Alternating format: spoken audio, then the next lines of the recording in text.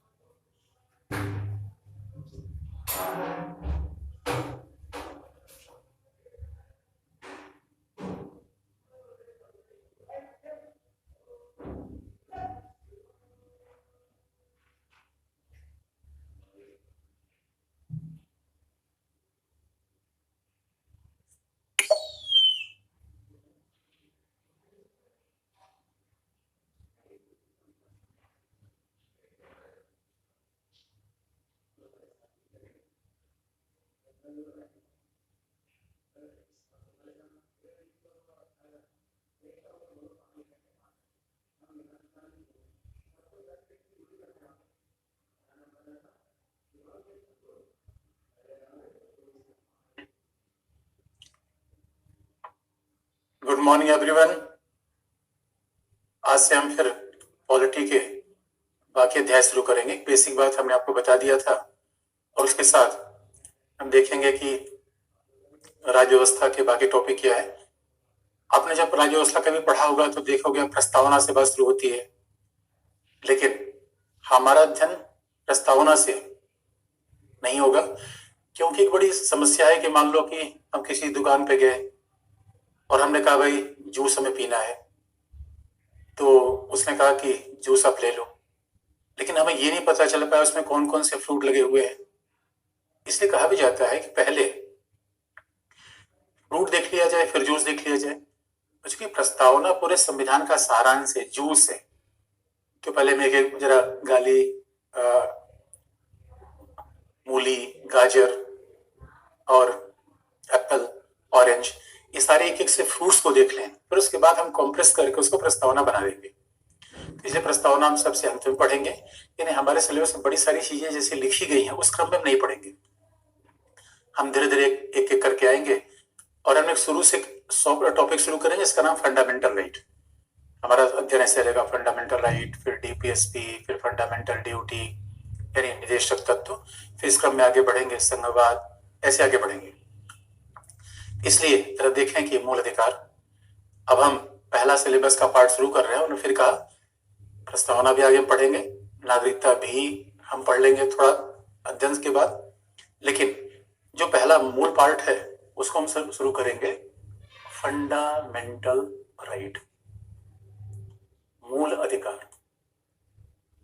तो पहले मूल अधिकार में पढ़ेंगे क्या क्या, एक आपको क्रम बना दे। उसके बाद फिर हम देखें इसका अध्ययन हम कैसे करते हैं। मूल अधिकार में जिन चीजों का अध्ययन हम करेंगे उसमें पहले हम ये देख लेंगे कि मूल अधिकार के प्रकार कितने हैं,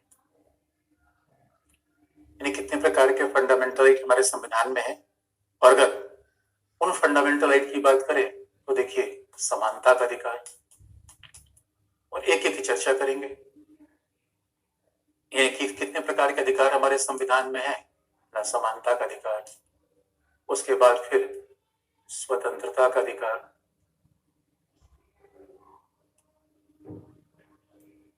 उसके बाद फिर, और अगर आर्टिकल आप जानना चाहें तो समानता का अधिकार अनुच्छेद 14 से 18 तक, स्वतंत्रता का अधिकार अनुच्छेद 19 से 22 तक, फिर शोषण के विरुद्ध अधिकार राइट अगेंस्ट एक्सप्लॉयटेशन, उसमें है अनुच्छेद 23-24, फिर है धार्मिक स्वतंत्रता का अधिकार, और एक एक एग्जाम्पल आपको बताएंगे। पहले हम देख लें क्या पढ़ना है, फिर देखेंगे कि धार्मिक स्वतंत्रता का अधिकार 25 से 28, और आपको बता दें आर्टिकल इंपॉर्टेंट नहीं है, उसके विचार हम पढ़ेंगे और जो महत्वपूर्ण आर्टिकल होगा वो हमें पता चल जाएगा। हमेशा बच्चों में विचार देखना है, नजरिया बदलना है, इसलिए हम पहले कॉन्सेप्ट देखेंगे फिर तथ्य पर आएंगे। पहले पार्टिकल के पीछे मत पड़िए कि अनुच्छेद 14 पढ़ना शुरू कर दिया, 15 पढ़ना शुरू कर दिया। पहले जब हम देखेंगे कि फंडामेंटल राइट का मतलब क्या है, उसके बाद फिर अल्पसंख्यकों के अधिकार,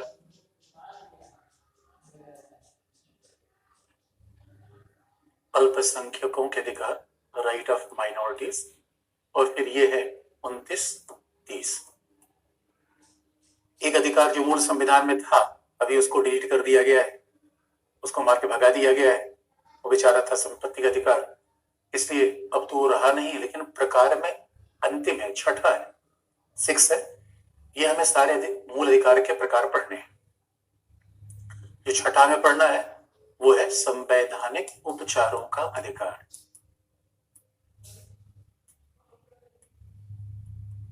संवैधानिक उपचारों का अधिकार, right of constitutional remedies, article 32। इतने प्रकार के अधिकार हमें पढ़ने हैं। अब फिर जब हम पढ़ लेंगे एक एक करके, फिर इन सब में अंतर संबंध आपको बताएंगे।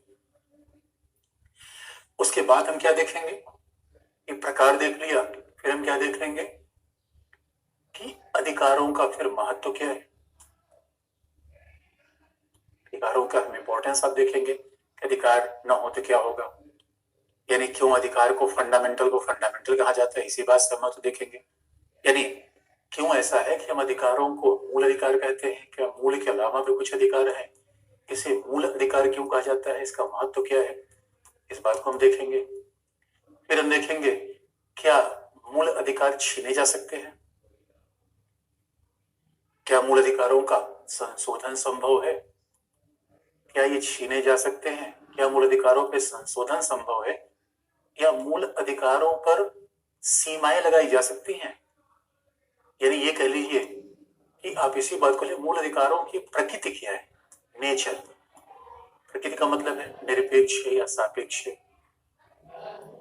मूल अधिकारों की प्रकृति क्या है, निरपेक्ष है या सापेक्ष है, ये भी हम देखेंगे।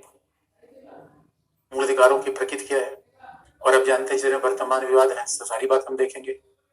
उसके बाद फिर हम देखेंगे मूल अधिकारों के नेचर देखने के बाद फिर देखेंगे कि मूल अधिकार का मूल कर्तव्य और निदेशक तत्व के साथ क्या संबंध है।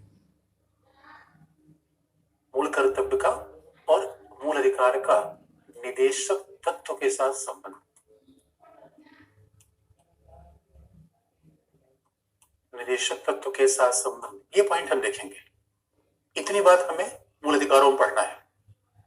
प्रकार क्या है, महत्व क्या है, फंडामेंटल क्यों कहलाते हैं, और उसमें आप जानते हैं हमारे वर्तमान विवाद खूब देखेंगे। और फिर उसमें संशोधन कैसे है, सीमा क्या है, यानी क्या मूल अधिकार छीना जा सकता है, क्या मूल अधिकार को हटा दें, इस पर विचार करेंगे। और फिर क्या इसकी प्रकृति क्या है, यानी प्रकृति का मतलब है जैसे हम कहते हैं मानव स्वभाव कैसा है, अच्छा है, बुरा है, नकारात्मक है, सकारात्मक है। और कई बार तो ऐसे भी डिवीजन होते हैं कौन से मूल अधिकार नागरिकों को है, कौन से मूल अधिकार विदेशियों को है। ये सभी बेसिक बातें आपको बता देंगे। और फिर हम देखेंगे मूल कर्तव्य और निदेशक तत्व के बीच में क्या संबंध बनता है। अब लेकिन हम शुरू क्या करेंगे, मूल अधिकार पहला हम देखेंगे प्रकार। इसलिए भाग 3 अगर सोच के देखिए, मूल अधिकार पढ़ने से पहले आपको ये बता दें, अगर भारतीय संविधान एक हमारा घर है तो वह घर तो हम बनाते, और घर में एक एक ईंट लगाया, दीवार बनाई, उसके बाद फिर उसने बिस्तर लगाया। अगर भारतीय संविधान घर है और घर बनाने वाले हम, अब सवाल है कि जब हम घर बनाएंगे तो घर बनाने वाला अपने लिए घर में विशेष इंतजाम करेगा। तो ये बात हमें ध्यान में रखना है कि संविधान बनाने वाले हम भारत के लोग हैं।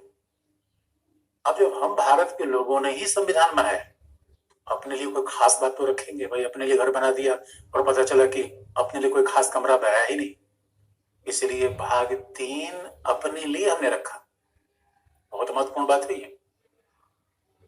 इसका मतलब है राष्ट्रपति, उपराष्ट्रपति, उसके बाद प्रधानमंत्री, ये हमारे लिए थोड़ी था। लेकिन जो चीज हमने सबसे महत्वपूर्ण रखी वो था मूल अधिकार।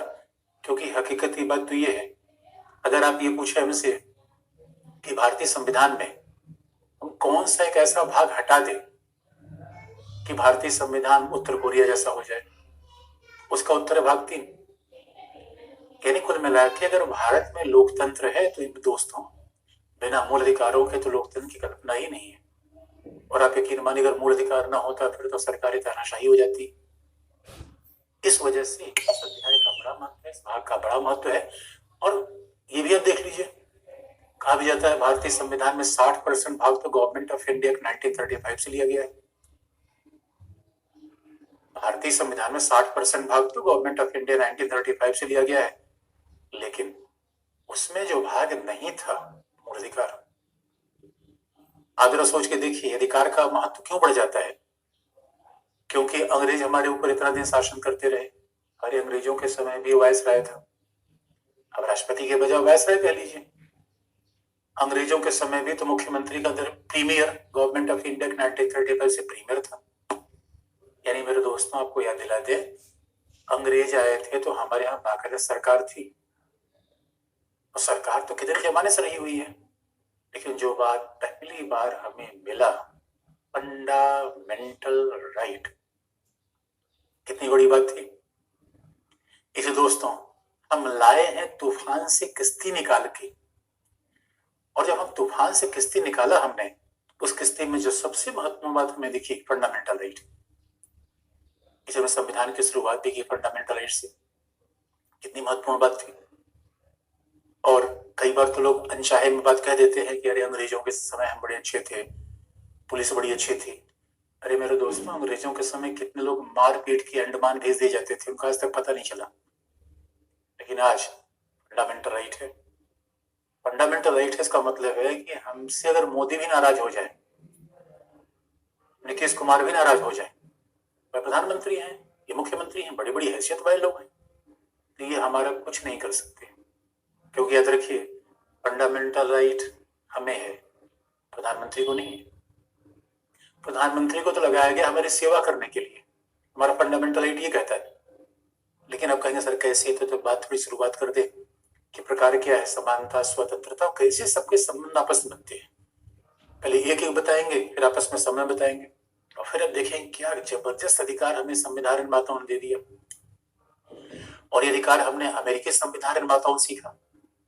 यानी अमेरिका के संविधान निर्माताओं के इसलिए भारत पर बड़ा प्रभाव है। और इसलिए दिखता है मेरे दोस्तों, केवल चुनाव करा लेना ये लोकतंत्र की निशानी नहीं है कि हमने 17 लोकसभा चुनाव करा लिए, 25 विधानसभा चुनाव करा लिए। लोकतंत्र की असली निशानी तो ये है कि लोगों को फंडामेंटल राइट कितना है। अब जरा देखिए फंडामेंटल राइट कैसा है, जरा आपको याद दिला दें।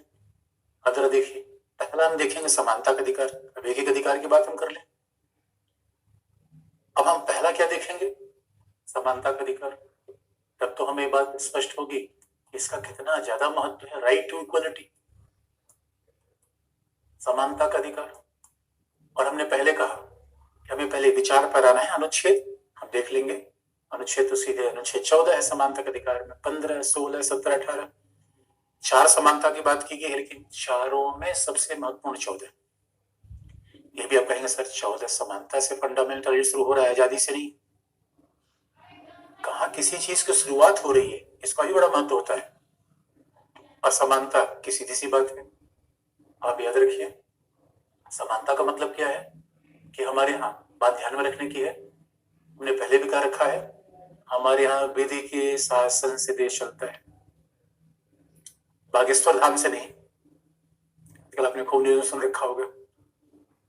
मेरे बच्चों ये देश हमारा विधि से चलता है, बात ध्यान रखिए।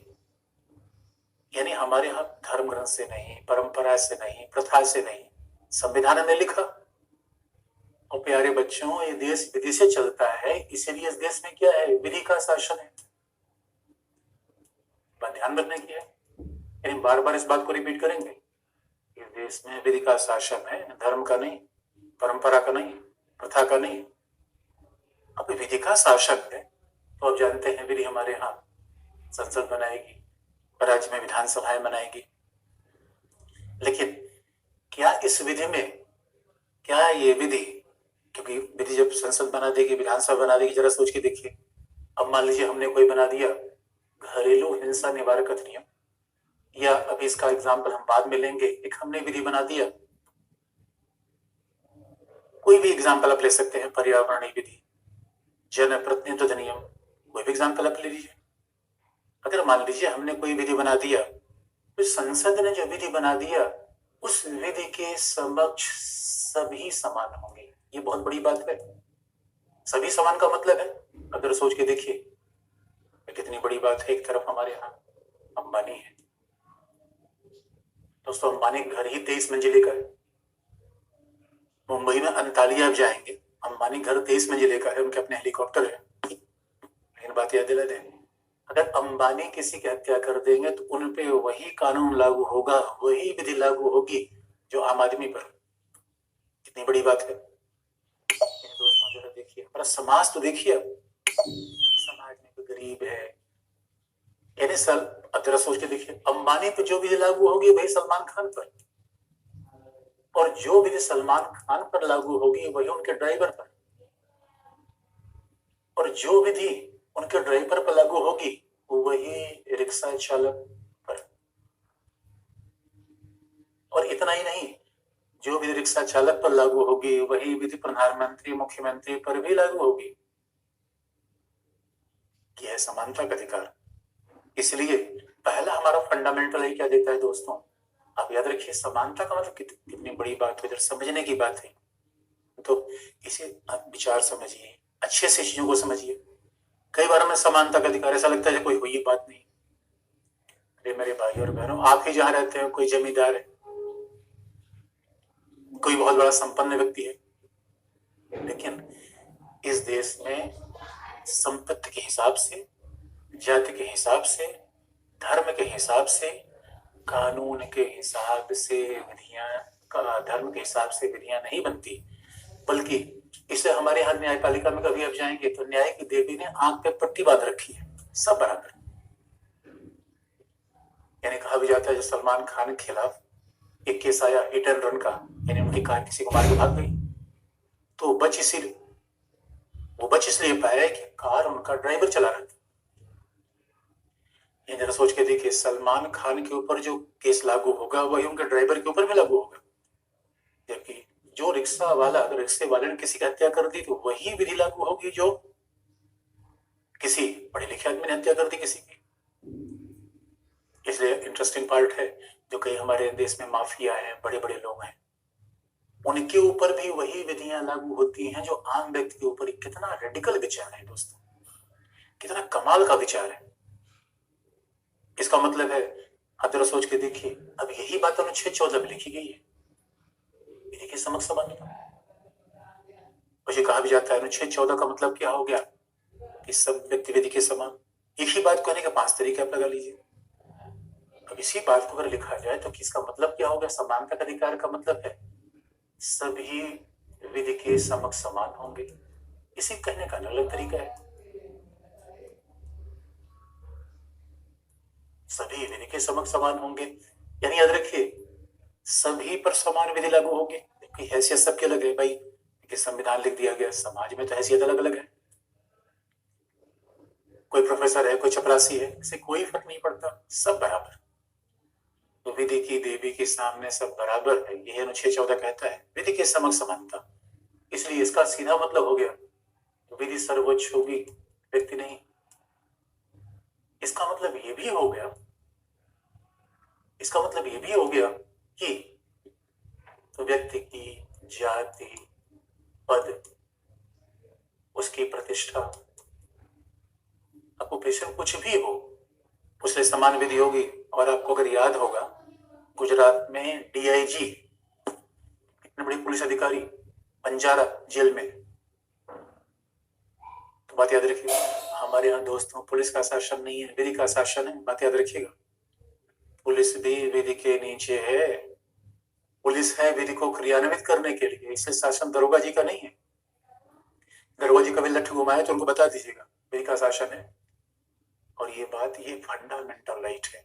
इसका मतलब है कल के लिए कोई विधानसभा, कोई संसद ऐसा विधि बना दे जो आम जनता से इस समानता का अधिकार छीन ले, तो उसके खिलाफ हम न्यायालय में जा सकते हैं। फंडामेंटल राइट है ये। अब अलग अलग केस, इसलिए अब न्यायपालिका हम देखें हर रोज कोई ना कोई मामला आता रहता है, और इसलिए इसलिए न्यायपालिका हमेशा एक ही बात पे विचार करेगा, न्यायपालिका देखेगा। इसलिए फंडामेंटल है, क्योंकि एक तरफ अनुच्छेद 14 मेरे दोस्तों न 100 सोनार की न एक लोहार की। अब देखो, लोहार एक धम्म से मारता हथौड़ा और सोनार क्या करता है, खुट खुट खुट किए जाता है। तो संसद के द्वारा निर्मित विधियां क्या है, सुनार वाला काम है, एक विधि बना दिया, 2 विधि बना दिया। एक तरफ देश की 1000 विधियां, एक तरफ अकेले अनुच्छेद 14। अनुच्छेद 14 के खिलाफ कोई विधि नहीं हो सकती, सिर्फ फंडामेंटल राइट कोई विधि बने। इसे आप अनुच्छेद 14 केवल एक आर्टिकल मान के मत चलिए। अनुच्छेद 14 सब पे भारी एक खली है, और आप जानते हैं खली है। और ये विधियां क्या है, संसद द्वारा विधियां क्या, राजपाल यादव। और जब राजपाल यादव खली टकरा जाए, कौन जीतेगा, खली। इसलिए कितना बड़ा महत्व है, सब बराबर हो गए। कमाल का चीज अनुच्छेद 14 ला दिया। तो अनुच्छेद 14 ने कहा अब क्या जाति धर्म पद प्रतिष्ठा किसी, यानी जो विधि प्रधानमंत्री पर लागू होगी वही विधि किस पर लागू होगी, आम नागरिक पर। ये बड़ी बात हो गई। इसे कहा भी जाता है, हमारे यहाँ कोई बड़ा नहीं है, ये बात मैंने शुरू से बताता आ रहा हूँ। इसे 14 बड़ा महत्व का है। लेकिन अब आप कहेंगे सर ये बताओ, अगर सभी के ऊपर समान विधि लागू होती है तो आप सवाल एक पूछेंगे कि सर आप ये बताओ, यानी अनुच्छेद 14 की बात को हम आगे बढ़ा दें, यानी समानता के अधिकार को आगे बढ़ा दें। याद रखिए, पहले समानता कहाँ स्थापित होगी, लॉ से। आप कहोगे सर ये बताओ, फिर तो इसका मतलब है कि ए ने बी को गोली मारी। तो समानता का अधिकार का मतलब है कि एक एग्जांपल देखें, अगर मोहन ने हत्या कर दी रमेश की, तो इनके ऊपर समान विधि लगेगी। लेकिन अगर यही एग्जांपल है कि हमारे राष्ट्रपति या राज्यपाल, अगर मोहन ने हत्या कर दी रमेश की, तो स्वाभाविक रूप में मोहन जेल में बंद होगा। हमारे यहाँ विधि है भारतीय दंड संहिता की धारा 302, वो जेल में जाएगा। और अगर सभी के लिए समान विधि लागू होती है तो फिर आप पूछेंगे ये स्टार्ट नहीं है। अगर सभी के लिए समान विधि लागू होती है तो फिर आप पूछेंगे सर ये बताओ, राष्ट्रपति महोदय, राज्यपाल महोदय, और अपने राष्ट्रपति राज्यपाल का नाम आप याद कर लो। अगर राष्ट्रपति और राज्यपाल महोदय किसी आम नागरिक या रमेश की हत्या कर दे, तो सवाल है कि आप उनके ऊपर भी मुकदमा चलेगा, क्योंकि आप तो करें सब विधि के समान है, सब विधि के समान है। तो आपको याद दिलाए दोस्तों, हमारे यहाँ सब विधि के समान है। लेकिन एक एग्जाम्पल ये है। दूसरा है कि मान लीजिए आप कहोगे सर अमेरिका का भारत में राजदूत है, भारत में अमेरिका का राजदूत है, और अमेरिका के राजदूत ने क्या किया, भारत में अमेरिका का राजदूत है, उस अमेरिका के राजदूत ने भारत में किसी की हत्या कर दी। अब क्या होगा, आप पूछोगे सर ये बताओ सबके साथ समान व्यवहार होना चाहिए, आपने तो यही बताया। लेकिन दोस्तों आप जानते हो, आप याद रखो, इसलिए कहा भी जाता है हमारे अधिकार में, हमारे संविधान में अधिकार निरपेक्ष नहीं है। निरपेक्ष का मतलब है कोई परिस्थिति हो, कोई व्यक्ति हो, एक ही अधिकार लागू होगा, ये निरपेक्ष है। लेकिन सापेक्ष का मतलब है पद की तुलना में अधिकार बदल जाए, समय की तुलना में अधिकार बदल जाए। इसे देख निरपेक्ष है, हवा है, पानी है, जगह क्या 100 साल पहले, क्या 100 साल बाद, क्या अमेरिका में, क्या भारत में, हवा पानी तो हर जगह है। निरपेक्ष है। सापेक्ष है, जो भारत में हो अमेरिका में ना हो, जो दिल्ली में हो चेन्नई में ना हो, सापेक्ष है।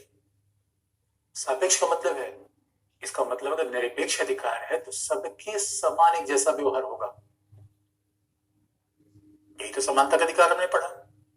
लेकिन अगर सापेक्ष है, इसका मतलब ना अलग अलग व्यवहार किया जा सकता है। अभी तो विधान करेंगे, आप तो कहेंगे सर ये लो, एक बार तो बता दिया कि समानता का मतलब है समान व्यवहार। अभी तो हमने क्या बता दिया, समानता का मतलब है समान व्यवहार, और समान व्यवहार का मतलब है क्या पीएम, क्या सीएम, क्या डीएम सबके साथ समान व्यवहार होगा? क्या पीएम, क्या सीएम, क्या डीएम सबके साथ समान व्यवहार होगा? लेकिन अब आप कहोगे कि ना ना सर, ये तो कंडीशन अलग है, क्योंकि कई बार आप न्यूज में देखोगे कि अलग अलग कंडीशन आ जाती है। इसीलिए दोस्तों, हमारे यहाँ समानता का अधिकार बिल्कुल निरपेक्ष नहीं है, यानी हर परिस्थिति में हर व्यक्ति के साथ एक जैसा व्यवहार नहीं होगा। ये जब आरंभिक रूप में जब हम समझते हैं तब एक जैसा व्यवहार आता है, और ऐसा क्यों किया गया, कुछ व्यवहारिकता है। इसका आपको याद दिला दें, किसको थोड़ा सा अपवाद मिला हुआ है, यानी समानता का निरपेक्ष अगर व्यवहार होता, सबके साथ एक ट्रीटमेंट होता। इसका मतलब भारतीय संविधान में अधिकार निरपेक्ष नहीं है, बल्कि सापेक्ष है। सापेक्ष किसके? पद के। सापेक्ष किसके? समय के। तो निरपेक्ष और सापेक्ष की बात याद रखिएगा। निरपेक्ष का मतलब है जब मैं हमेशा सच बोलूं, एक ही बात है, कल परसों आजकल। सापेक्ष का मतलब है परिस्थितियां अलग होने पे मेरी बात बदल जाए, सापेक्ष। उसको कैसे एग्जाम्पल आप ले दीजिए। इसका मतलब है अब सापेक्ष अधिकार क्यों है, इसलिए कहा भी आता है भारत में फंडामेंटल राइट निरपेक्ष नहीं है, सापेक्ष। इसका मतलब है चीजें बदल जाती है। क्यों? याद रखिए दोस्तों, अगर राष्ट्रपति या राज्यपाल, बात याद रखिए, हमारे यहाँ संविधान केवल दो को ये विशेष सुविधा दे रहा है, केवल राष्ट्रपति और राज्यपाल, मुख्यमंत्री नहीं, प्रधानमंत्री नहीं, आईएएस अधिकारी नहीं, न डीजीपी, इसलिए न सीएम, न पीएम, न डीएम, बल्कि यहाँ पे केवल है राष्ट्रपति और राज्यपाल। और राष्ट्रपति राज्यपाल के लिए क्या है? पहली बात, इनके पद पर रहने के दौरान, बात ध्यान रखने की है, पद पर रहने के दौरान, रिटायरमेंट के बाद नहीं। अगर ये अपने पद पर, स्वाभाविक रूप में अगर ये अपने पद पर है, पद पर रखने के दौरान, यानी बार बार हम आपको ये बात रिपीट कर रहे हैं, रिटायरमेंट के बाद नहीं, पद पर रहने के दौरान इनके खिलाफ, आप याद रखिए, इनको कभी भी हिरासत में नहीं लिया जा सकता। और ये आप जानते हैं हिरासत में लेने का काम कौन करता है? पुलिस। आप कहेंगे सर ये कौन सी बात हो गई, आम व्यक्ति को हिरासत में लिया जा सकता है? इसका मतलब मोहन ने रमेश की हत्या कर दी, हिरासत में लिया जाएगा? अगर राष्ट्रपति ने, प्रधानमंत्री, राज्यपाल ने किसी की हत्या कर दी, हिरासत में नहीं लिया जाएगा? अभी सापेक्ष हो गया, ये इनके साथ भेदभाव हो गया, या कह लीजिए विशेष स्थिति मिल गई। और दूसरा, याद रखिए, इनको हिरासत में नहीं लिया जाएगा, पहला, और इनको कभी भी अपने पद पर रहने के दौरान किसी भी कार्य के लिए इन्हें न्यायालय में नहीं बुलाया जाएगा।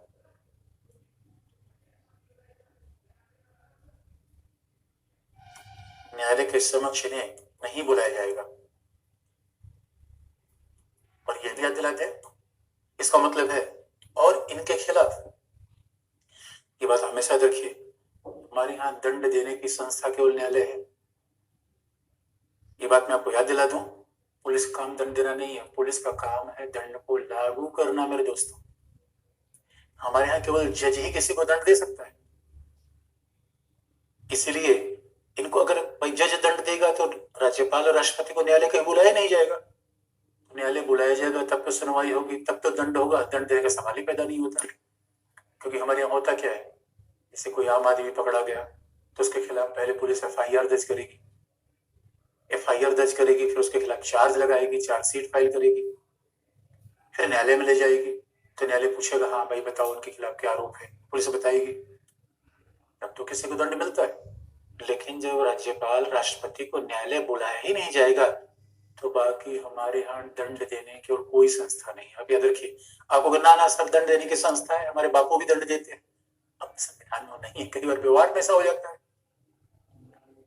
आपको अगर नाना सर खाप पंचायत, टीचर और हमारे गुरुजी थे, ऐसे बच्चों को पिटाई करते थे, पूछो मत। कई बार मेरे प्यारे बच्चों, कई बार टीचर भी पीट देता है, कई बार बापू भी पीट देते हैं, लेकिन ये संविधान के खिलाफ, संविधान ऐसा नहीं मानता, इसलिए कई बार तो पति पत्नी को धन देता है। बताओ, ये संविधान में ऐसा, संविधान देखिए, आपको नाना सर देने की संस्था है, हमारे बापू भी दंड देते हैं, अब संविधान में नहीं, कई बार व्यवहार में ऐसा हो जाता है। कहोगे नाना सर खा पंचायत, टीचर टीचर हमारे गुरु थे ऐसे बच्चों को पिटाई करते थे, पूछो मत। कई बार मेरे प्यारे बच्चों, कई बार टीचर भी पीट देता है, कई बार बापू भी पीट देते हैं, लेकिन ये संविधान के खिलाफ। संविधान ऐसा नहीं मानता, इसलिए कई बार तो पति पत्नी को धन देता है। बताओ ये संविधान में, संविधान में कल्पना नहीं की ये सब हो जाता है। लेकिन जो संविधान कह रहा है कि ना मेरे दोस्तों, न्यायालय में राष्ट्रपति राज्यपाल को बुलाया नहीं जा सकता, हिरासत में लिया नहीं जा सकता, इसका सीधा सा मतलब आप हमसे अगर कोई राज्यपाल गोली मार दे तब भी हत्या कर तब भी राज्यपाल को नहीं बुलाया जा सकता, राष्ट्रपति को नहीं बुलाया जाएगा। इसका मतलब पद पर रहने के दौरान, रिटायरमेंट होने के बाद नहीं। आप कहोगे अच्छा ठीक है, इसका मतलब तो राष्ट्रपति राज्यपाल के खिलाफ पद पर रहने के दौरान कोई मुकदमा चलेगा नहीं। बिल्कुल सही बात है, ना कोई मुकदमा बना रहेगा ना शुरू होगा। इसका मतलब है राष्ट्रपति राज्यपाल के खिलाफ कोई मर्डर का मामला पहले चल रहा है, जिस दिन वो राष्ट्रपति राज्यपाल बन गया उसी दिन वो न्यायालय में केस बंद हो जाएगा, और जब वो रिटायर हो जाएगा फिर केस शुरू होगा। इसका मतलब है पद पर रहने के दौरान राष्ट्रपति और राज्यपाल के खिलाफ न तो कोई मुकदमा आरंभ किया जाएगा, न बना रहेगा, ध्यान दिला दे, न तो शुरू होगा और शुरू है कंटिन्यू नहीं होगा। आप कहोगे सर ये तो बड़ा अच्छा तरीका है, इसका मतलब है किसी आदमी ने मर्डर किया उसको राज्यपाल और राष्ट्रपति बना दो। लेकिन मेरे प्यारे बच्चों ऐसा नहीं होता, क्योंकि हकीकत की बात है, बड़े संवैधानिक पद है। अगर इनको ऐसे थोड़ा सा छूट दी गई, इसका ये मत मानो कि यार तो अच्छा तरीका समझ बता दी, मर्डर का गवर्नर बन जाओ। नहीं मेरे प्यारे बच्चों, जरा संविधान के दृष्टिकोण से इस बात को देखो। संविधान निर्माता ये मानते नहीं थे कि राष्ट्रपति राज्यपाल जैसे गरिमा में पद पर बैठा व्यक्ति कभी ऐसे अशुभ नहीं काम करेगा। इसलिए मेरे बच्चे ये भी बताते हैं संविधान होता है, नैतिक मर्यादा होती है। इतने बड़े पद पर बैठा व्यक्ति कुछ तो नैतिक मर्यादा का ध्यान रखेगा। इसलिए आज तक कभी ऐसा नहीं हुआ किसी मर्डर को गवर्नर राष्ट्रपति बना दिया गया हो, याद रखो, आज तक कभी ऐसा नहीं हुआ। हाँ ये जरूर हुआ है, कोई राज्यपाल है उसके खिलाफ ऐसे आरोप लगे, मध्य प्रदेश के राज्यपाल के खिलाफ पद के द्वारा ऐसे आरोप लगे थे कि भ्रष्टाचार हुआ, तो जब न्यायालय में उनके खिलाफ मामला आया तो न्यायालय कहना ना भाई गवर्नर है, गवर्नर गवर्नर के दोस्तों क्या जलवे, कभी राजभवन में जाओ गवर्नर तो ये आज भी है, गवर्नर के खिलाफ कोई मामला नहीं चलेगा। लेकिन आप कहोगे और ये संविधान के, इसका मतलब है अनुच्छेद 14 में समानता की बात का पहला पद दिया गया, और कहोगे सर ये बताओ राष्ट्रपति राज्यपाल के लिए ऐसा क्यों किया गया? इसका सीधा उत्तर है इतनी बड़ी गरिमा में पद है पहला। और एक ब्रिटेन में कहावत थी कि ब्रिटेन के लोकतंत्र से हमारा बड़ा लोकतंत्र प्रभावित है। ब्रिटेन में कहावत थी king can do no wrong, राजा कभी कोई गलती नहीं कर सकता क्योंकि राजा काम ही नहीं करता। अरे बच्चों देखो, राष्ट्रपति और राज्यपाल बनता कौन है 70 साल की उम्र के बाद कोई, और वो निर्वाचित तो है नहीं, राष्ट्रपति निर्वाचित है आम लोगों से तो पता नहीं, लेकिन इसलिए उनका गरिमा में पद है। राष्ट्रपति राज्यपाल का विश्व ठीक वैसा नहीं करेंगे हमारे घर के दादाजी की उम्र हो गए, अपने जीवन पर नियंत्रण भी करना जानते हैं। अब आप दादाजी किसी का मर्डर कर दिया, ये सब काम बच्चे करते हैं, दादाजी क्यों करेंगे ऐसा काम? इसलिए ऐसा काम कभी नहीं करेंगे, और कभी कोई व्यक्ति के खिलाफ न्यायालय में जाए भी ना। ये भी बात भारत में कई बार देखा होगा, आप शहर में पढ़ने चले आए, आपके पड़ोसी से घर वालों में झगड़ा हो गया, तो आपका भी नाम एफआईआर लिखवा दिया। सोचो क्यों? क्योंकि सोच रहा है कि बच्चा भी ना पढ़े। तो भारत में कई बार लोग पर्सनल दुश्मनी के कारण केस चले जाते हैं, एफआईआर करवा देते हैं। इसलिए राज्यपाल और राष्ट्रपति को हटाया गया है, ये विशेषाधिकार दिया गया है कि कोई बिला वजह पर्सनल दुश्मनी के कारण भी इनके खिलाफ कोई थाने में जाकर एफआईआर न करा दे। वो तो उसमें नेताओं के खिलाफ कई बार बेचारे एमपी एमएलए है, आपने कई बार सुना होगा उनके खिलाफ ये मामले चल रहे, उसमें आधे मामले तो फर्जी होते हैं, आधे मामले तो विपक्षी दल के द्वारा कर दिए जाते हैं कि अपराध किया अपराध किया। इसलिए हमने कहा इतने बड़े पद है, इन पर शिक्षा निधन न होने पाए, इसलिए हमने ऐसा विशेषाधिकार इनको दे दिया।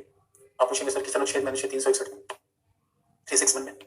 और ये भी बात याद रखने की है, आपको ये बताओ ठीक है, राष्ट्रपति और राज्यपाल के खिलाफ आपराधिक मामला तो नहीं चल सकता। और आप याद रखो न्यायालय में 2 प्रकार के मामले जाते हैं, एक आपराधिक हत्या, डकैती, मर्डर, न्यायालय 2 प्रकार के मामलों को सुनता है। एक आपराधिक जैसे क्रिमिनल, फौजदारी, जो भी कह लो आप। और एक खास बात है, जो क्रिमिनल मामले हैं, फौजदारी मामले हैं, उसमें तो राष्ट्रपति को छूट है। और क्रिमिनल का मतलब है कि जब एक व्यक्ति दूसरे की हत्या कर रहा है तो उसका प्रभाव पूरे समाज पर है। अगर मोहन ने रमेश की हत्या कर दी, ये रमेश की हत्या नहीं है, पूरे लोक व्यवस्था की हत्या है। और कल के लिए अगर रमेश को दंडित, मोहन को दंडित नहीं किया गया तो समाज में व्यवस्था फैल जाएगी।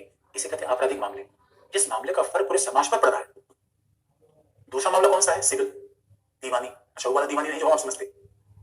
दीवानी का मतलब है संपत्ति का झगड़ा। अच्छा पति पत्नी झगड़े होने की कोई उम्र नहीं होती, कभी झगड़ा हो जाए। आप कहोगे सर ये बताओ गवर्नर साहब के पत्नी के बीच में झगड़ा हो जाए तो भी न्यायालय में नहीं जाएंगे? गवर्नर राष्ट्रपति पति भी तो हो सकता है भाई। हमारे 2 प्रकार के काम है, एक तो हम किसी पद पर बैठने के कारण काम कर रहे हैं, हमारा निजी जीवन भी तो है। तो आप कहोगे सर ये बताओ मान लो गवर्नर साहब और राष्ट्रपति, गवर्नर साहब और पत्नी के बीच में झगड़ा हो जाए, क्या उनके पद पर रहने के दौरान ये भी न्यायालय में नहीं जाएगा? की जाएगा। ये बात है, यानी पत्नी का झगड़ा, संपत्ति का झगड़ा, ये सिविल मामले, दीवानी कहिए, सिविल कहिए, आप उसे सिविल कहिए, दीवानी कहिए। इसका मतलब है ये मामले जा सकते हैं। अब मान लीजिए को गवर्नर है भाई के साथ संपत्ति का झगड़ा हो गया, ये मामले न्यायालय में जा सकते हैं। यानी संपत्ति के मामले में, विवाह के मामले में राष्ट्रपति राज्यपाल के खिलाफ भी न्यायालय में जा सकते हैं। इसका मतलब उनके ऊपर वहां वही कानून लागू होगा जो बाकी लोगों को लागू होता है। लेकिन आपराधिक मामले में राष्ट्रपति राज्यपाल को विशेष अधिकार मिला हुआ है। ये बात हमें तय हो गई, ये बात स्पष्ट हो गई। लेकिन आप दूसरा सवाल पूछेंगे, इसका मतलब है समानता इसलिए सापेक्षिक है क्योंकि दो पदों को थोड़ा अपवाद बना दिया गया है और ऐसा अनुच्छेद 361 में लिखा गया है। इसे कई बार संविधान के एक आर्टिकल पढ़ते समय दूसरे को भी ध्यान रखना है। दूसरा, अब इनका ये राजदूत का नाम क्यों लिखा? याद रखिए, राजदूत को समानता से कोई सुविधा, समानता से अपवाद संविधान में लिखा गया, कुछ परंपराएं होती है। दोस्तों आप याद रखो, अब भारत का राजदूत अमेरिका में होगा, अमेरिका का राजदूत भारत में होगा, तो ये संयोग की बात है, दुनिया के कानून अलग अलग होते हैं। भारत में हम कार चलाने के लिए दाहिनी तरफ बैठते हैं, अमेरिका में लोग बाईं तरफ बैठ कार चलाते हैं। तो मान लो कि अमेरिका में चालन के नियम अलग है, हमारे यहाँ चालन की विधि अलग है। अब आप जरा सोच के देखो, हमारे यहाँ कोई कोई कपड़ा बहुत छोटा पहन के अचानक सड़क पे डांस करने लगे तो अश्लीलता समझी जाएगी, कानून का उल्लंघन है। अमेरिका में ऐसा नहीं है। मान लो कोई अमेरिका का राजदूत है और तो से मामूली कपड़े पहन के से दौड़ रहा है, उसको पुलिस हिरासत में नहीं लेगी। इसलिए राजदूतों के लिए भी विधि के समक्ष समानता का विचार लागू नहीं होता। राजदूतों के लिए विधि के समक्ष समानता का विचार लागू नहीं होता, उन्हें भी छूट मिलती है, लेकिन ये छूट व्यवहारिक रूप में है। संविधान में इसका उल्लेख नहीं किया गया है क्योंकि दोस्तों राजदूतों को सुविधा उसी समय से मिल रही है जैसे हमारे यहाँ रावण के दरबार में अंगद गए थे, देवाधिवेशन ने कहा था भाई राजदूत को हत्या नहीं करते। नहीं पता चला अगर राजदूत को मारने की धमकी हो जाए फिर तो यूक्रेन के राजदूत को रसिया मार देगा, क्योंकि रसिया का यूक्रेन से झगड़ा चल रहा है। इसलिए राजदूत को हम फंसा देंगे कानून में, क्योंकि पता चला पाकिस्तान का जो राजदूत भारत में है उसने फंसा दिया कि देखो इसने विधि का उल्लंघन किया, क्योंकि हमारे से दुश्मनी है। इसलिए राजदूतों को थोड़ा सा सुविधा दी गई है, उनके ऊपर समानता का सिद्धांत अपवाद होता है। राष्ट्रपति और राज्यपाल, बाकी लोगों के लिए हमारे यहाँ विधि एक ही लागू होगी। अब वो चाहे कोई महाराज हो, कोई मौलवी हो, कोई राष्ट्रपति हो, कोई पुलिस अधिकारी हो, इस बात से कोई फर्क नहीं पड़ता। अगर देखा सुकेश चंद्रशेखर जेल में बंद है और इस बारे में जो कि नोरा फतेही जबरीन फर्नांडिस को BMW गिफ्ट में दिया, सोचिए इतना बड़ा पैसा जमा दिया उसने, उसके बावजूद पुलिस ने उसको ब्लैक हिरासत में रखा, चलो विधि का उल्लंघन किया, जाओ पीछे। और अब देखो नीरव मोदी से लोग भाग खड़े हुए। अब कहोगे सर ये बताओ विधि के समक्ष समानता के कारण सब भाग रहे हैं क्या? अब सवाल है कि हमारे यहाँ तो विधि जैसी है, कई बार लोग भाग जाते हैं देश छोड़ के कि कोई दंडित न किया जा सके, फिर भी सरकार को पड़ती है क्योंकि देखिए राज्य के पास संप्रभुता है, कानून के हाथ बहुत लंबे होते हैं। आपने सुना ही होगा कई बार हम विदेशों को भाग जाते हैं तो सरकार से पकड़ के फिर लाते हैं उसको। विजय माल्या के खिलाफ अभी लंदन कोर्ट में कार्रवाई चल रही है, लेकिन उस देश में हमारा कानून लागू नहीं होता। भाई हमारा कानून हमारे देश में लागू होगा। इसका मतलब है एक बात हमने समझ ली कि फंडामेंटल राइट में पहला फंडामेंटल राइट क्या है? समानता का अधिकार। ये सब बराबर, सब बराबर, समानता के अधिकार में सबके साथ बराबरी का व्यवहार होगा, कोई बड़ा नहीं कोई छोटा नहीं। तो जरा सोच के देखिए दोस्तों कितनी बड़ी बात है। तो जो हमारा समाज है उसमें कुछ लोग कहते हैं बड़े हैं, हकीकत की बात है कोई बड़ा कोई छोटा ही नहीं, क्योंकि सारी विधियां सबके लिए समान है। वही हमने ब्रिटेन से सीखा, सब बराबर। इसका पहली बात सीख ली। और दूसरी कुछ अपवाद हमने बना लिया राष्ट्रपति और राज्यपाल का, क्योंकि व्यवहारिक कारण थे कि भाई ऐसे पद है जो संवैधानिक है, उनको पॉलिटिसाइज न किया जाए। तब कहा भाई चलो आपको विशेष अधिकार दे देंगे, और राजदूतों को व्यवहारिक रूप में दे दिया। यानी कुछ समानता से थोड़ा अपवाद भी है, इसलिए हमारे संविधान में मूल अधिकार निरपेक्ष नहीं है। और जब अपवाद हो जाए तब इसे कहते हैं सापेक्ष। सापेक्ष इसका मतलब है कि परिस्थिति के अनुसार थोड़ी कंडीशन हमारी बदल जाती है। लेकिन अब दूसरा सवाल पूछोगे आपको, सर ये बताओ ये कौन सा समान अधिकार है? टका सिर बाजी टका सिर खाजा अंधेर नगरी चौपट राजा। सबके साथ एक जैसा व्यवहार, ये तो बड़ी अजीब सी बात है। भाई सबके साथ एक जैसा व्यवहार ये कैसे होगा? क्योंकि सबकी परिस्थितियां जैसी नहीं है। अब इस बात पर आपत्ति क्यों करोगे? अब हम तो कह रहे हैं विधि के समक्ष समानता का विचार बड़ा महत्वपूर्ण है, क्रांतिकारी है, सबको ये सामने अधिकार दे दिया, सबके सब विधि के समक्ष एक समान, न कोई छोटा न कोई बड़ा। अब कहोगे सर ये बताओ ये इसमें हमें लफड़ा समझ में आ रहा है, क्योंकि अब सवाल ये है ऐसा कैसे होगा? समाज में परिस्थितियां तो अलग अलग है। अब आप कह रहे हो कि सबके साथ एक समान व्यवहार, तो समानता के अधिकार में समस्या कहां रही? ठीक है, बात तो ठीक है, आपने कह दिया कि सबके लिए जैसा होगा, कोई भेदभाव नहीं होगा, समानता कहीं मतलब कोई भेदभाव नहीं होगा। लेकिन आप कहोगे सर समस्या, और समस्या ये है कि मान लीजिए एक व्यक्ति दिल्ली में रह रहा है, एक व्यक्ति दिल्ली में सेंट स्टीफन में पढ़ाई कर रहा है। आपको सर ये बताओ एक व्यक्ति दिल्ली में सेंट स्टीफन में पढ़ाई कर रहा है, उसके पिता प्रोफेसर है, और दूसरा व्यक्ति छत्तीसगढ़ के जंगलों में बैठा हुआ है। छत्तीसगढ़ के जंगलों में बैठा हुआ है और वो जनजाति समुदाय का व्यक्ति है, जनजाति समुदाय का व्यक्ति है। और चूंकि आपने बताई दिया कि समानता का अधिकार होगा, इसका मतलब है कि दोनों अगर सिविल सेवा में परीक्षा देना चाहते हैं तो दोनों के साथ एक जैसा व्यवहार होगा। ये तो भी हमारा मतलब समझा, सभी के साथ एक जैसा व्यवहार, तो स्वाभाविक रूप में सब एक जैसा टैक्स देंगे, सबके साथ एक जैसा व्यवहार हुआ। तो आपको भी सर बताओ दिल्ली में सेंट स्टीफन में पढ़ने वाला बच्चा और छत्तीसगढ़ के सुदूर जनजातीय क्षेत्रों में रहने वाले एक बच्चे के साथ एक जैसा व्यवहार कैसे किया सकता है? इसको किसी तरीके से स्कूलिंग सुविधा मिली, जद्दोजहद करके दलिया उलिया खा के पढ़ने बेचारा गया, और अब हम करेंगे, हम समानता का व्यवहार करेंगे। और दूसरा भी एग्जाम्पल हो सकता है, अभी आप देखेंगे कि लड़के हैं, उनको पढ़ने की सुविधा मिल गई, लड़कियां हैं परिवार में बेचारी भी जद्दोजहद कर रही है। हमारे घर में कहा जा रहा है कि नहीं भाई लड़कियां कैसे पढ़ेंगी, इनका काम तो घर गृहस्थी चलाना है, शादी करना है। अब सवाल ये उत्पन्न होता है मेरे बच्चों कि जब भाई समाज में परिस्थितियां अलग अलग हैं तो क्या एक समान व्यवहार करने समानता आएगी? ये और समानता बढ़ जाएगी? समस्या तो आ रही है। अरे एक समान व्यवहार तब करो प्यारे भाइयों जब सबकी, भाई दोनों प्रोफेसर के बच्चे दोनों सेंट डिसिप्लिन में पढ़ते हैं, तब तो एक साथ व्यवहार करो। यहाँ तो परिस्थितियों में बड़ी भिन्नता आ रही है, यहाँ तो परिस्थितियों में अंतर आ रहा है। इसलिए एक बच्चा गांव में बैठा हुआ है जो किसी तरीके से पढ़ाई कर पा रहा है, दूसरा बच्चा अच्छे कॉलेज में गया, अब सब बराबर सब बराबर। ये बात हमारे संविधान में तो जानते थे। इसलिए दोस्तों एक तरफ तरुण 614 में कहा गया सबके साथ समानता होगी, इसको कहा गया विधि के समक्ष समानता, लेकिन अगले ही मुकाम पर बात कह दी गई ना ना ना, हम समानता ही रखेंगे, कुछ लोगों का प्रोटेक्शन भी करेंगे, कुछ लोगों को विशेष सुविधा देंगे, कुछ लोगों का प्रोटेक्शन करेंगे क्योंकि वंचित समाज के लोग हैं। इसलिए हमारे यहाँ 614 में दूसरी बात लिख दी गई, विधि का समान संरक्षण, केवल विधि के समक्ष समानता नहीं, समान शब्दों पर ध्यान दीजिए, इक्वल प्रोटेक्शन। केवल विधि का समान होना पर्याप्त नहीं है, बल्कि और आप जानते हो किसके संरक्षण की आवश्यकता पड़ती है? जो हाशिए पर है, जो वंचित है। हम किसका संरक्षण करेंगे? जो वंचित है। हम किसका संरक्षण करेंगे? जो हाशिए पर है। इसका मतलब कैसे संरक्षण करेंगे? उनके लिए कुछ अलग विधि बनाएंगे, कुछ अलग पॉलिसी बनाएंगे। इसलिए दोस्तों अगर आप देखोगे हमारे यहाँ पूरे हिंदुस्तान में कानून चलता है, अगर आपके पास किसी जमीन का मालिकाना हक तब माना जाएगा जब उस जमीन की रजिस्ट्री आपके नाम हो। जनजातीय क्षेत्रों में कानून नहीं है, जनजातीय क्षेत्र जहां पे बसे हुए हैं वो जमीन उनकी है, भले उसके नाम से उनकी रजिस्ट्री ना हो। अंतर कर दिया आपने। यानी चूंकि इनकी स्थिति, संरक्षण का मतलब है किसका संरक्षण? जो वंचित है। किसका संरक्षण? जो हाशिए पर है। इसलिए समानता का मतलब सभी के साथ समान व्यवहार नहीं, बल्कि वंचित लोगों का समान संरक्षण। उसके क्या करना पड़ेगा? अब संरक्षण के लिए हमें क्या करना पड़ेगा? हमें या तो विधि बनानी पड़ेगी, या तो कोई नीति बनानी पड़ेगी, या तो कोई नीति बनानी पड़ेगी। और विधि कैसे हमने बनाई? फॉरेस्ट ड्वेलर्स एक्ट, यानी फॉरेस्ट ड्वेलर्स एक्ट 2008 में बना, तो यानी वन्य फॉरेस्ट यानी वन जोत, फॉरेस्ट ड्वेलर्स एक्ट वन्य जोत अधिनियम 2008 में बना, और इसमें कह दिया गया है कि जनजाति जहां भी रह रहे हैं उस जल जंगल जमीन पर उनका मालिकाना हक होगा, उनको वहां से हटाया नहीं जा सकता। इतनी बड़ी बात है ये। अभी सरकार तो हमारे कई हाईवे बना किसी और समुदाय को हटा सकती है, जनजाति को नहीं हटा सकती। अब बताइए, आप कहेंगे सर ये विशेष व्यवहार हो गया, यानी जनजातियों को हमने विशेष संरक्षण दे दिया, और आप कहते हैं कि हमारा देश चलता तो विधि से है, इसलिए विशेष संरक्षण देने के लिए या तो विधि बनानी पड़ेगी या पॉलिसी बनानी पड़ेगी। नीति क्या देंगे? जनजातीय समुदाय को हमने आरक्षण दे दिया। अब हमने कहा कि अब सिविल सेवा में परीक्षा के लिए सामान्य किसी व्यक्ति को, इस व्यक्ति को नंबर प्राप्त करना पड़ेगा 800, अगर ये यूपीएससी में क्वालिफाई करना चाहता है तो 800 नंबर प्राप्त करना पड़ेगा। जनजातीय समुदाय के व्यक्ति को 650 कर दिया आपने।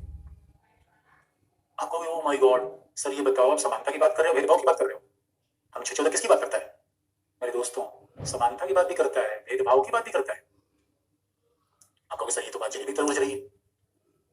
एक शेर है कि जहर देते हो कहते हो पीना होगा, यानी जहर देते हो और नाजो अंदाज से कहते हो पीना होगा, और जब मैंने पी लिया तो कहते हो मरते क्यों नहीं, और जब मैं मरता हूं तो कहते हो जीना होगा। कमाल की बात है। आप कहोगे सर ये तो मामला उलझ गया, एक बार आप कह रहे हो समान व्यवहार होगा, फिर कह रहे हो भेदभाव होगा, अलग अलग समुदाय के लिए अलग अलग व्यवहार होगा। तो ये बताओ समानता में क्या शामिल है, समानता या भेदभाव? और दोनों विरोधी है, दोनों पूरक है मेरे प्यारे बच्चों। समानता और भेदभाव साथ साथ चल सकते हैं। कैसे? अब देखो, समानता भेदभाव साथ साथ चल कैसे सकते हैं? और जो ये समानता, ये भेदभाव का तरीका हमने सीखा ये अमेरिका से, ये हमने भेदभाव का तरीका अमेरिकी विधि से सीखा, समानता का तरीका ब्रिटेन से। फिर आपको सर और बताओ, फिर अब समानता भेदभाव कैसे चलेगा साथ साथ? तो बच्चों अब देखो, समानता भेदभाव कैसे साथ साथ चलता है, जबकि हमें समझ में आता है नहीं। अभी हमारा डिस्कशन किस पे है? समानता के अधिकार पे। अब समानता के अधिकार में एक तरफ समानता है, समानता है। अब समानता का मतलब सभी के साथ समान व्यवहार, समानता का मतलब ये होता है सभी के साथ समान व्यवहार, जो हमने सीखा। जबकि भेदभाव का मतलब ये होता है असमान व्यवहार। भेदभाव का मतलब तो होता है भाई असमान व्यवहार किया जाएगा, अलग अलग व्यवहार किया जाएगा। जैसे आपको भाई बहन दोनों लोग हैं, अब भाई बहन को नाश्ते में एक ही समान दलिया दी जाए तो इनके समझ समानता, सभी के साथ समान व्यवहार। और पता चला बहन को सूखी रोटी दे दी जाए और सारे मलाईदार खाने भाई को दे दिया जाए, क्यों? भाई लड़ेगा, भाई है कमाएगा, बहन तो पराया था नहीं। भेदभाव है। और मेरे प्यारे भाइयों, भेदभाव भी दो प्रकार का होता है। असमान व्यवहार भेदभाव है। भेदभाव एक है तार्किक विवेकपूर्ण, जिसको हम, और एक है अतार्किक।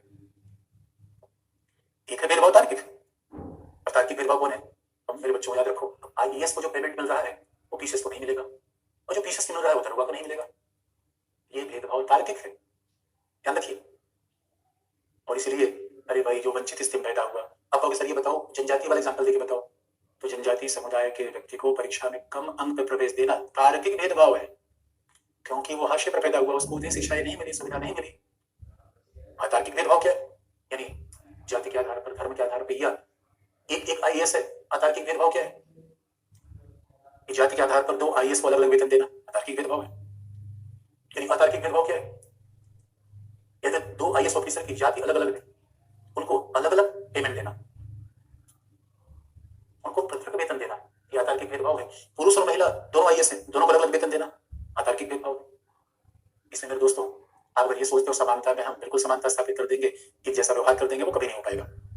इसलिए समानता का मूल मतलब होता है अतार्किक भेदभाव, अतार्किक असमानता समाप्त करना, अतार्किक असमानता समाप्त करना, तार्किक असमानता को बनाए रखना।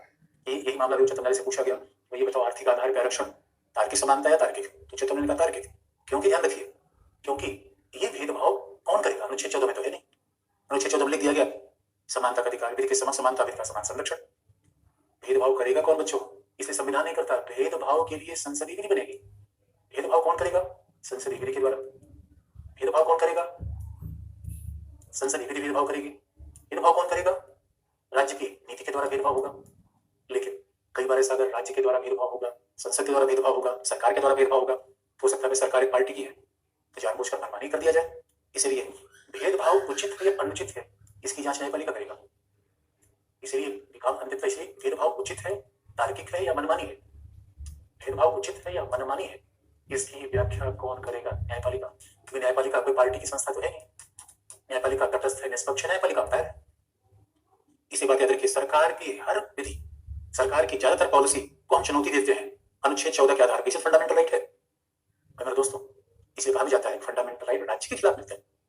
आपको किस राज्य के खिलाफ, सरकार के खिलाफ? हकीकत की बात है, राज्य का ही व्यवहारिक रूप है सरकार। देख मेरे दोस्तों, राज्य को आप देख नहीं सकते। अगर मैं ऐसे पूछूं, बच्चों राज्य दिखाओ, भारतीय राज्य कहाँ है, तो आपको सारे भूभाग तो दिखा सकते हैं। जो भारतीय कश्मीर से कन्याकुमारी भूभाग दिख रहा है, लोग हैं वो भी दिख रहे हैं, सरकार है वो भी दिख रही है, लेकिन राज्य तो कहीं नहीं दिख रहा है। इसे राज्य विचार है, राज्य का व्यवहारिक रूप सरकार है। मेरे दोस्तों, फंडामेंटल राइट राज्य के खिलाफ मिलता है, इतनी बड़ी बात है। तो आपको व्यक्ति खिलाफ नहीं मिलता क्या? राज्य खिलाफ का मतलब है संसद खिलाफ, राज्य खिलाफ का मतलब है विधायिका खिलाफ, पीएम खिलाफ, डीएम खिलाफ, सीएम खिलाफ फंडामेंटल राइट मिलता है। फिर सोचिए, देखिए, फिर तो ओ माय गॉड कितनी बड़ी बात है, व्यक्ति भारी हो जाता है। फंडामेंटल राइट नागरिकों को है, व्यक्तियों को है, तो व्यक्ति तो बड़ा हो गया राज्य से। हाँ, यही फंडामेंटल राइट है। इसीलिए आपको बता दें कि अभी आरक्षण के संशोधन किसने किया? आर्थिक आधार पर संसद ने किया। और न्यायपालिका से पूछा गया, हाँ भाई बताओ, आर्थिक आधार पर आरक्षण दे। न्यायपालिका ने बिल्कुल तार्किक भेदभाव है। न्यायपालिका ने कहा आर्थिक आधार पर आरक्षण तार्किक भेदभाव है, क्योंकि जो पिछड़े हैं उनका संरक्षण होना चाहिए। आर्थिक आधार पर आरक्षण तार्किक भेदभाव है। तो न्यायपालिका के सामने हमेशा कोई मामला जाता रहता है। इसमें पूछेंगे, सर ये बताओ कि क्या समानता में भेदभाव होता है? बिल्कुल भेदभाव होगा, बस ये है कि अतार्किक भेदभाव नहीं होना चाहिए। अब अतार्किक भेदभाव क्या है? कि जो पिछड़ा आदमी है उसको और पिछड़ा कर दो, अतार्किक भेदभाव है। जो जनजाति समुदाय का व्यक्ति है उसको मुख्य धारा में न लाए, अतार्किक भेदभाव। महिलाओं को अभी भी घर में बांध के रखो, अतार्किक भेदभाव। इसलिए कई बार कहा भी जाता है कि समानता का मतलब क्या है? सभी को मुख्य धारा में ला देना। भेदभाव का पर्पस ये नहीं है, पहले संपन्न लोगों ने गरीबों का शोषण किया, अब गरीब संपन्न का शोषण करे। मेरे बच्चों, ये भेदभाव नहीं है।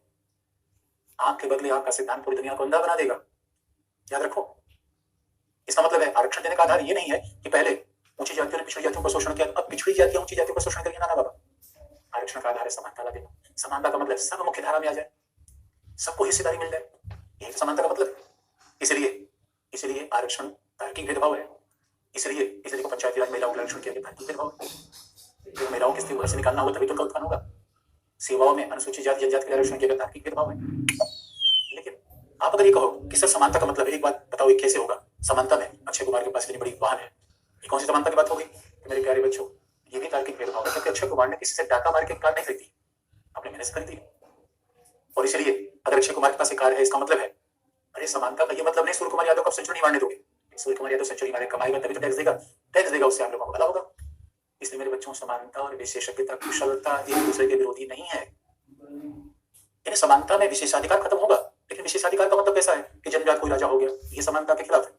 विशेषाधिकार नहीं, भेदभाव नहीं, अतः लेकिन समानता का ये मतलब नहीं है कुशलता के खिलाफ हम जाएंगे। इसे सचिन तेंदुलकर को भारत रत्न मिलना, आपको सर ये कौन सी बात है? सचिन तेंदुलकर भारत रत्न है, हम क्या है? भारत के गोबर है, भारत नहीं है। ये मेरे प्यारे बच्चों, सचिन तेंदुलकर ने जीवन में इतना मेहनत किया है, इसलिए समानता और कुशलता साथ साथ चल सकते हैं, समानता और भेदभाव साथ साथ चल सकते हैं, लेकिन समानता में अतार्किक भेदभाव नहीं होना चाहिए। यही है प्यारे बच्चों अनुच्छेद 14, और यहीं से हमारे फंडामेंटल राइट की शुरुआत हो रही है। इसलिए समानता का अधिकार क्या है? समानता बहुत महत्वपूर्ण अधिकार है, हर मामले में यह अधिकार आएगा।